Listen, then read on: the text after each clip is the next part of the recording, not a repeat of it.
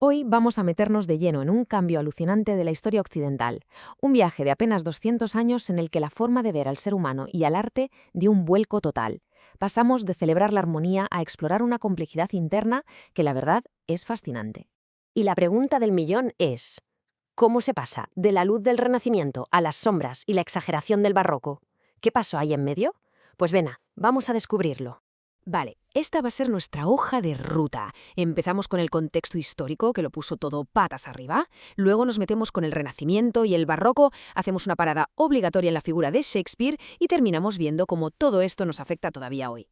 Vamos a ver, todo arranca aquí, con el fin de una época y el nacimiento un poco ajetreado de otra. Es que la Edad Moderna no llegó de puntillas, ¿no? Llegó con unos eventazos que sacudieron los cimientos del mundo que se conocía hasta entonces. Fijaos en estas dos fechas que son clave. En 1453 cae Constantinopla. Esto que suena a historia lejana fue un bombazo, porque cerró las rutas comerciales con Oriente y obligó a Europa a buscarse la vida por otro lado. Y claro, en 1492 esa búsqueda lleva al descubrimiento de América. De repente el mapa se hizo gigante y las mentes se abrieron de par en par. Y en medio de todo este jaleo aparecen tres inventos que lo aceleran todo. La pólvora, que cambia las guerras para siempre. La brújula, que de repente hace posible cruzar océanos.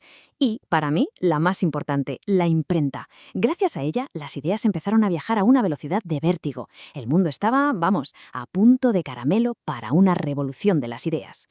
Y esa gran revolución fue el Renacimiento. Un movimiento que, como dice su nombre, fue un renacer del interés por todo lo humano. Fue como dejar atrás la oscuridad de la Edad Media y abrir las ventanas a una nueva era de optimismo. A ver, la clave de todo esto fue un cambio de chip brutal. Se pasó de una visión teocéntrica, donde Dios era el centro de todo, a una antropocéntrica. De repente el ser humano se convierte en la medida de todas las cosas. Es una apuesta total por la razón, por la belleza y por la capacidad de las personas. Es que mirad esta imagen, el hombre de Vitruvio de Leonardo. Es mucho más que un dibujo anatómico. Es el póster oficial del Renacimiento. Nos muestra un ser humano perfecto, en armonía con el universo. Está dentro de un círculo, que es lo divino, y de un cuadrado, que es lo terrenal. O sea, el hombre como puente entre los dos mundos. Toda esta mentalidad se apoyaba en unas cuantas ideas muy claras. Una admiración total por los clásicos de Grecia y Roma, y un lema, Carpe Diem, que es básicamente una invitación a vivir el momento. Todo esto era el humanismo, un movimiento que puso al ser humano en un pedestal y que buscaba una belleza basada en la sencillez, en el equilibrio, en la armonía. Pero claro, este buen rollo no iba a durar para siempre. El siglo XVII llegó cargadito de guerras de religión, crisis, y eso trajo una sensación de desengaño tremenda. La respuesta del arte a toda esta incertidumbre fue el barroco.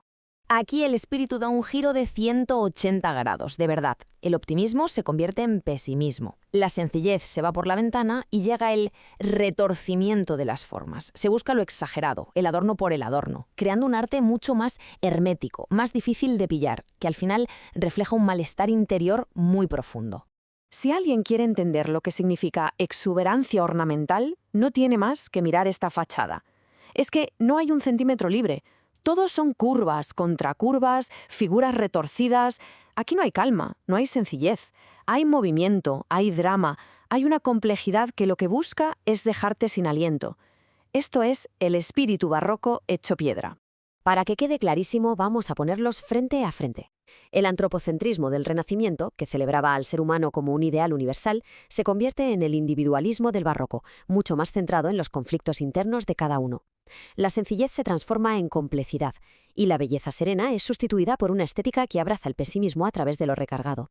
¿Y quién es la figura perfecta que está justo en medio de estos dos mundos, que capta toda esa atención? Pues sin duda, un dramaturgo inglés que vivió a caballo entre los dos siglos y que supo retratar como nadie la nueva complejidad del alma humano. Ahí lo tenemos, William Shakespeare, el Cisne de Avon. Un autor que no solo definió el teatro de su país, sino que nos dejó un lenguaje completamente nuevo para entender nuestras propias pasiones, nuestras dudas y todas nuestras contradicciones. Es que lo genial de Shakespeare fue precisamente eso, que se dedicó a romper todos los moldes. Pasó de las reglas clásicas, mezcló sin ningún pudor la tragedia con la comedia, lo más profundo con lo más vulgar. Pero su mayor logro, sin duda, fue crear personajes tan increíblemente reales que siguen vivos 4 siglos después. Y es que este hombre tocaba todos los palos, de verdad. Lo mismo te escribía la poesía súper delicada de sus sonetos que comedias que son historia pura como El sueño de una noche de verano.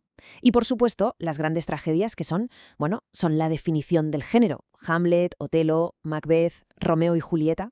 Y esto nos lleva a lo que quizás sea su mayor legado: los arquetipos.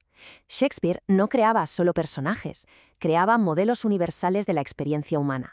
El amante desesperado, el tirano ambicioso, el héroe lleno de dudas, el rey traicionado. Son figuras que reconocemos al instante porque, de alguna manera, todos llevamos un trocito de ellas dentro. El ejemplo más claro que conoce todo el mundo: Romeo y Julieta. Es que son mucho más que dos personajes. Se han convertido en el símbolo universal del amor joven, de esa pasión que se enfrenta a todo, incluso a la muerte. Cuando alguien dice «es un Romeo», todo el mundo sabe a qué se refiere. Ese es el poder de los arquetipos de Shakespeare. Bueno, y con esto llegamos ya a la recta final de nuestro recorrido. Es un buen momento para pararnos a pensar en el impacto que tuvo toda esta transformación. Si tuviéramos que resumirlo todo en una idea, sería esta. Se pasó de un mundo que creía en un orden perfecto, externo, con el ser humano en el centro, a un mundo que empezó a mirar hacia adentro y descubrió un universo de pasiones, de dudas, de contradicciones. Básicamente es el viaje del hombre de Vitruvio a Hamlet. Y para terminar, ahí queda una pregunta flotando en el aire, ¿no? Si el Renacimiento nos dejó el ideal de la armonía y el Barroco nos hizo conscientes de nuestra complejidad, ¿cuál de las dos ideas define mejor el mundo en el que vivimos hoy? ¿Seguimos buscando ese orden perfecto o ya hemos asumido que vivimos en la maravillosa y caótica complejidad del ser humano? La respuesta, me parece a mí, se sigue escribiendo cada día.